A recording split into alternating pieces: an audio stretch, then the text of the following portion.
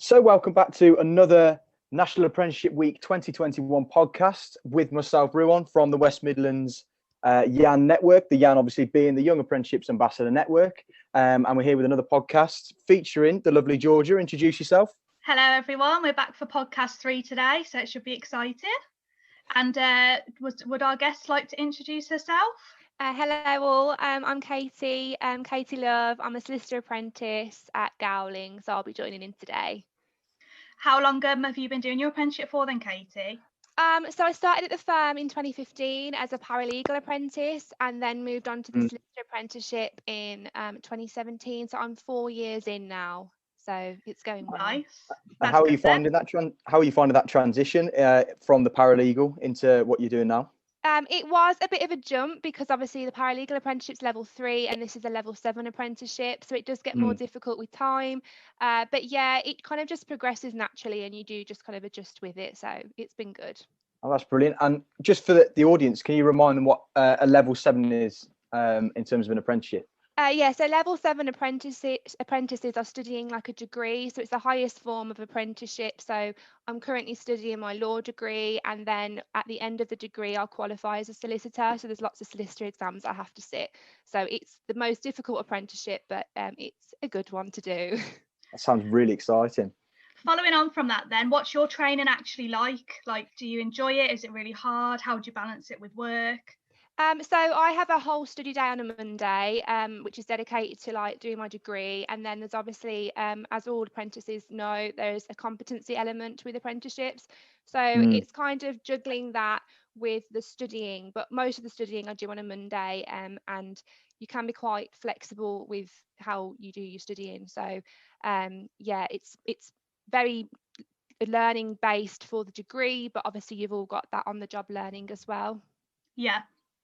Brilliant. And then in terms of that experience, then how have you found it actually in the workplace, as well as having that responsibility of juggling both the kind of the work and study? Because I suppose a lot of people can still assume that apprentices don't do an awful lot, and a lot of it's kind of just learning and doing little bits here and there. And I'm sure you can kind of dispel that myth for us. Yeah, definitely. And the point of the solicitor apprenticeship is that by the end of it, we will hopefully be the same level as a trainee solicitor who obviously qualified through the traditional route.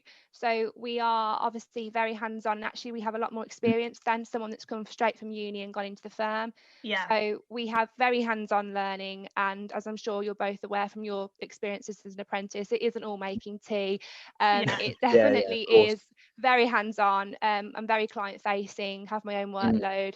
And as I'm going further on, it just seemed to just grow with the responsibility as well. Yeah, that's absolutely brilliant. And of course, obviously, Gowling being such a large law firm as well, I'm sure that's amazing for you to be kind of having that experience. And how much would you say experience plays like a beneficial factor in a role going forward in your career from an apprenticeship standpoint?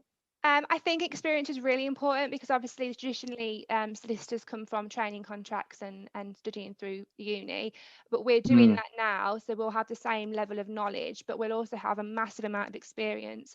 So as more solicitors qualify through this route, I think that they'll find that there's definitely more kind of importance on that knowledge element, because obviously we've been in the firm now I've been here 5.5 years, so it's really important because you just know what you're doing from day one once you qualify. Yeah, it's absolutely brilliant. So how did you actually get into your apprenticeship? How did you find it? So I was at sixth form and was kind of one of those people that was told that they had to go to uni through sixth form. My teachers were adamant that I was definitely set for uni because I had the grades and I was definitely had the work merit to do it. But I felt like going to uni, I'd be a bit lost going to uni. I don't know whether you like resonate with that. Yeah, definitely. So and it was one of those things that I knew I was capable of, but I didn't know what I wanted to study. And I just also couldn't afford to have that uni experience that a lot of people go to have. I was a single parent household. I knew that the maintenance kind of grants and stuff were just getting smaller and smaller. So I didn't want to go into something that I couldn't fully commit to and also enjoy. So I thought if I started with law, that's how I would kind of find my feet and see if I enjoyed it. So I did a lot of searching on the apprenticeship portfolio. I'm not sure whether that's still a thing. Obviously, it was 5 years ago now, but there was the apprenticeships website, and the search feature was really important about filtering through all the vacancies. And law apprentices were really new at the time. So there wasn't a lot, but I managed to find my feet, and I do think it was a bit of fate, really, because it definitely was for me. All worked out really well for you. Yes. I'd probably say the last point then is, based on how you found your apprenticeship and how you've gotten into it and everything, what would your biggest piece of advice be for someone who's also looking to go down a similar route? My biggest piece of advice would just be to be yourself. When you're making applications and in interviews, try and have a few kind of personal stories, just so that you stand out, because obviously the work that we're doing is clearly working, because apprenticeships are becoming so much more popular over the last few years. And that's really important, but that's really important for people applying, that they make sure that their application and their interview process is really personal, because you need to stand out. So any stories, and just knowing your weaknesses and knowing your strengths, all that sort of stuff is really important. So it's the best thing is just to be prepared. That's great. Yeah, absolutely. I'll tell you what as well, I think, Katy, the bit that really resonated with me was the bit where you're mentioning how kind of sixth form colleges and high schools and other education providers can be quite keen to be stuck in that traditional method of pushing every student towards a university route, and sometimes it isn't the right route for every single person, and actually grades aren't the only reflection of that. For example, I know that countless apprentices who are, have the grades, myself included, to kind of get into that degree route, but actually it's kind of getting that experience, finding your feet, and having the work experience to propel you forward in your career is so essential. Would you guys both agree? Oh, absolutely. Yeah, I think that's the thing. You have the knowledge and everything to go to uni, that's great. But if you've got the work ethic to start an apprenticeship, then that's an absolute bonus on any degree that you can get, really. And obviously, I didn't think I'd get a degree out of this, and now I am as well. So I've kind of done double on that. So I think some people think it's like an easy option to go for, but it's definitely not. I'd say in some instances apprenticeships are actually a lot harder, because you have to have that really hard work ethic.